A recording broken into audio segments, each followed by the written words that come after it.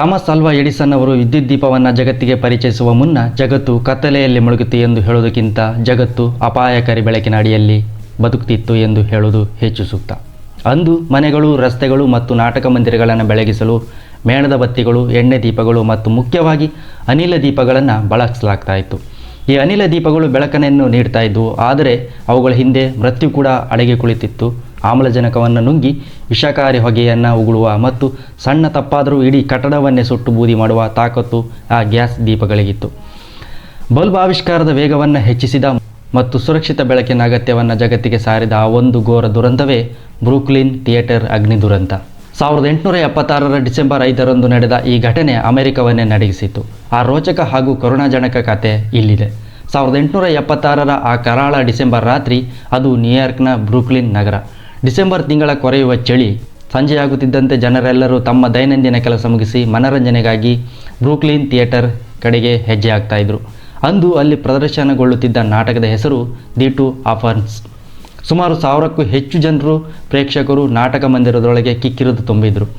ಕೆಳಗಿನ ಆಸನಗಳಲ್ಲಿ ಶ್ರೀಮಂತರು ಕುಳಿತಿದ್ದರೆ ಮೇಲಿನ ಫ್ಯಾಮಿಲಿ ಸರ್ಕಲ್ ಗ್ಯಾಲರಿಯಲ್ಲಿ ಸಾಮಾನ್ಯ ಜನರು ಕುಳಿತು ನಾಟಕವನ್ನು ಆನಂದಿಸ್ತಾ ಇದ್ದರು. ಆಗಿನ ಕಾಲದಲ್ಲಿ ರಂಗಮಂದಿರಗಳನ್ನು ಬೆಳಗಿಸಲು ನೂರಾರು ಗ್ಯಾಸ್ ಲೈಟ್ಗಳನ್ನು ಬಳಸಲಾಗ್ತಾ ಇತ್ತು. ರಂಗಸ್ಥಳದ ಮೇಲೆ, ಪರದೆಗಳ ಹಿಂದೆ, ಚಾವಣಿಯ ಮೇಲೆ ಎಲ್ಲೆಡೆ ತೆರೆದ ಬೆಂಕಿಯ ಜ್ವಾಲೆಗಳಿದ್ದವು. ಮೃತ್ಯುವಿನ ದರ್ಶನ ನಾಟಕವು ಅಂತಿಮ ಹಂತಕ್ಕೆ ತಲುಪಿತ್ತು. ರಾತ್ರಿ ಸುಮಾರು 11 ಗಂಟೆಯ ಸಮಯ ಅದು. ರಂಗಸ್ಥಳದ ಮೇಲ್ಭಾಗದಲ್ಲಿದ್ದ ಒಂದು ಗ್ಯಾಸ್ ಲೈಟ್ನ ಜ್ವಾಲೆ ಗಾಳಿಗೆ ಸ್ವಲ್ಪ ಜೋರಾಗಿ ಅಲ್ಲಾಡುತ್ತೆ. ದುರದೃಷ್ಟವಶಾತ್ ಅದರ ಪಕ್ಕದಲ್ಲೇ ಜ್ವಾಲಾಡುತ್ತಿದ್ದ ಕ್ಯಾನ್ವಾಸ್ ಪರದೆಯ ಒಂದು ಸಣ್ಣ ತುಂಡಿಗೆ ಆ ಬೆಂಕಿ ತಗುಲುತ್ತೆ. ಆರಂಭದಲ್ಲಿ ಅದು ಯಾರಿಗೂ ದೊಡ್ಡ ವಿಷಯವಾಗಿ ಕಾಣಲಿಲ್ಲ. ನಟರು ತಮ್ಮ ಪಾತ್ರದಲ್ಲಿ ಮಗ್ನರಾಗಿರ್ತಾರೆ. ತೆರೆಮರೆಯಲ್ಲಿದ್ದ ಸಿಬ್ಬಂದಿಗಳು ಉದ್ದನೆಯ ಕೋಲುಗಳನ್ನು ಬಳಸಿ ಬೆಂಕಿಯನ್ನು ಆರಿಸಲು ಪ್ರಯತ್ನಿಸುತ್ತಾರೆ. ಆದರೆ ಆ ಬೆಂಕಿ ನಂದಲಿಲ್ಲ. ಬದಲಾಗಿ ಒಣಗಿದ ಬಣ್ಣದ ಪರದೆಗಳಿಗೆ ಕ್ಷಣಾರ್ಧದಲ್ಲಿ ಹಬ್ಬುತ್ತೆ. ರಂಗಸ್ಥಳದ ಮೇಲೆ ಉರಿಯುತ್ತಿದ್ದ ಬೆಂಕಿಯ ಚೂರುಗಳು ಕೆಳಗೆ ಬೀಳಲಾರಂಭಿಸುತ್ತೆ.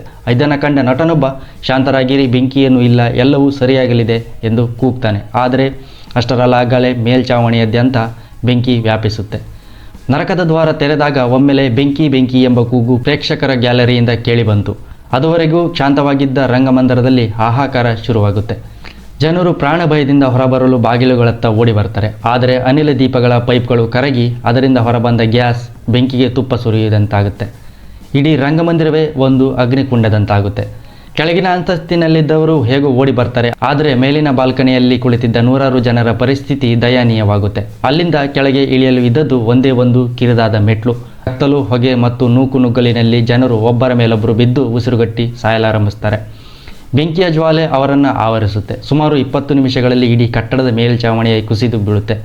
ಕರುಣಾಜನಕ ಅಂತ್ಯ. ಮಾರನೇ ದಿನ ಬೆಳಗ್ಗೆ ಅಗ್ನಿಶಾಮಕ ದಳದವರು ಮತ್ತು ಪೊಲೀಸರು ಬೂದಿಯ ರಾಶಿಯನ್ನು ಕೆದಕಿದಾಗ ಕಂಡ ದೃಶ್ಯ ಎಂಥವರ ಕರುಳನ್ನು ಹಿಂಡುವಂತಿತ್ತು.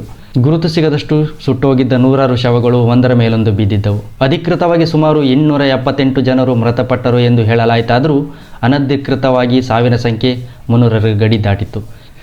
ಇದು ಕೇವಲ ಅಪಘಾತವಾಗಿರಲಿಲ್ಲ, ಇದು ಅಸುರಕ್ಷತೆಯ ಬೆಳಕಿನ ವ್ಯವಸ್ಥೆಯ ವೈಫಲ್ಯವಾಗಿತ್ತು.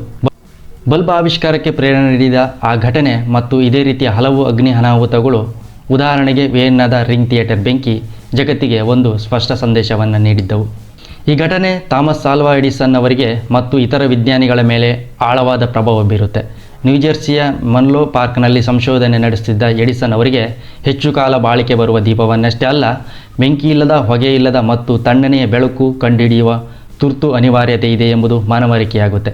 ಬ್ರೂಕ್ಲಿನ್ ಥಿಯೇಟರ್ ದುರಂತ ನಡೆದು ಕೇವಲ 3 ವರ್ಷಗಳ ನಂತರ, ಅಂದರೆ 1879ರಲ್ಲಿ ಥಾಮಸ್ ಎಡಿಸನ್ ಅವರು ಪ್ರಾಯೋಗಿಕವಾಗಿ ಯಶಸ್ವಿಯಾದ ಮೊದಲ ಎಲೆಕ್ಟ್ರಿಕ್ ಬಲ್ಬನ್ನು ಪ್ರದರ್ಶನ ಮಾಡ್ತಾರೆ. ಆ ಒಂದು ಕರಾಳ ರಾತ್ರಿ ನೂರಾರು ಜೀವಗಳನ್ನು ಬಳಿ ತೆಗೆದುಕೊಂಡಿರಬಹುದು. ಆದರೆ ಅದು ಮಾನವ ಕುಲವನ್ನು ಕತ್ತಲೆಯಿಂದ ಮತ್ತು ಅಪಾಯಕಾರಿ ಅನಿಲ ದೀಪಗಳಿಂದ ಶಾಶ್ವತವಾಗಿ ಮುಕ್ತಗೊಳಿಸಿ ಸುರಕ್ಷಿತವಾದ ವಿದ್ಯುತ್ ದೀಪದ ಕಡೆಗೆ ಕರೆದೊಯ್ಯುವಲ್ಲಿ ಪ್ರಮುಖ ಪಾತ್ರ ವಹಿಸುತ್ತೆ. ಇಂದು ನಾವು ಸ್ವಿಚ್ ಹಾಕಿದ ತಕ್ಷಣ ಉರಿಯುವ ಬಲ್ಬ್ ಹಿಂದೆ ಅಂದು ಸುಟ್ಟು ಕರಕಲಾದ ನೂರಾರು ಜೀವಗಳ ತ್ಯಾಗದ ಇತಿಹಾಸವಿದೆ.